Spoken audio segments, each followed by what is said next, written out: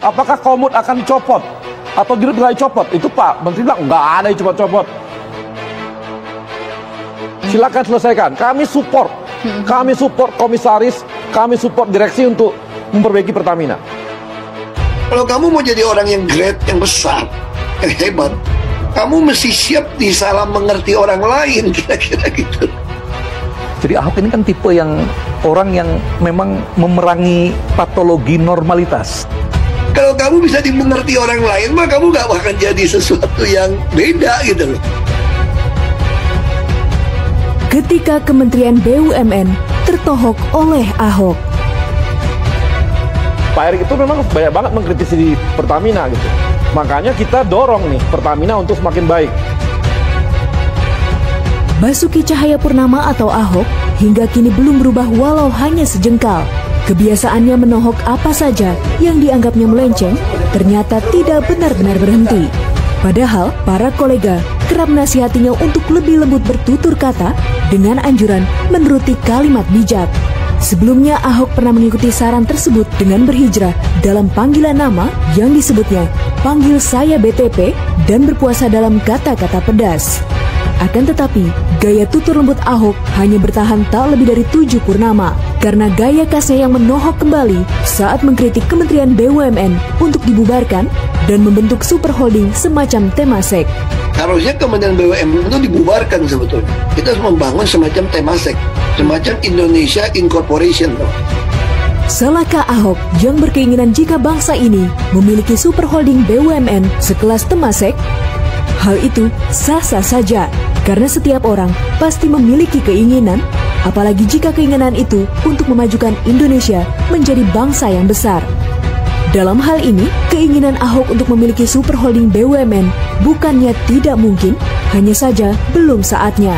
Sebab banyak hal yang harus diselesaikan terlebih dahulu. Seperti halnya undang-undang yang harus dirubah dan perbaikan tata kelola di kementerian maupun di dalam setiap perusahaan BUMN itu sendiri.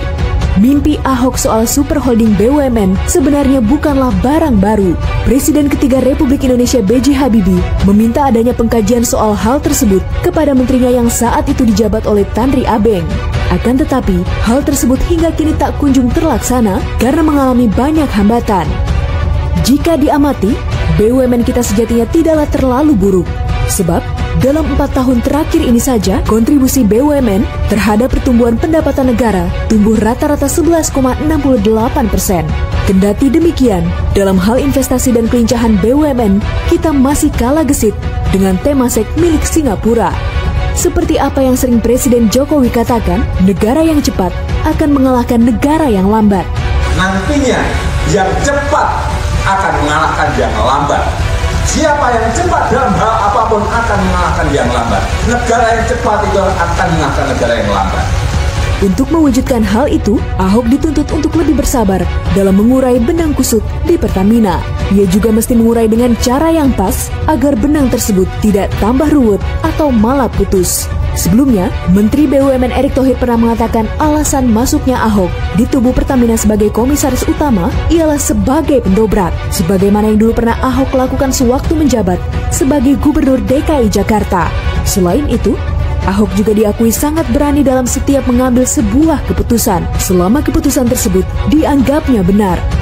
Dalam salah satu pernyataannya, Ahok pernah berkata, ia hanya membutuhkan dukungan satu orang dalam mengambil suatu keputusan, dan orang tersebut tak lain ialah ibunya sendiri. Saya orangnya memutuskan sesuatu sangat cepat. Saya sangat rasional. Saya hanya butuh satu orang untuk mendukung keputusan saya. Enggak, kalau kecolongan ya kembali kita selama 5 tahun ini kan sudah memperbaiki sistemnya. Bayangkan, laporan keuangan transparan. Kita juga mengkoreksi diri kita sendiri melaporkan kasus-kasus korupsi. Ya, Ya tentu pasti ada, ya dinamika itu ada. ASDP kemarin, ya ada ini, dulu ada juga ya Garuda, ya itu situasi yang justru gini. Jangan justru gara-gara ini kita jadi setback.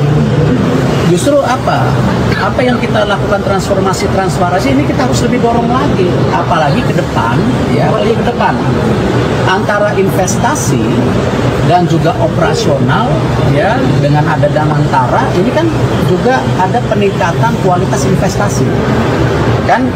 Mohon maaf misalnya. Dulu yang namanya investasi BUMN itu tidak pernah didiskusikan karena saya nggak punya power itu.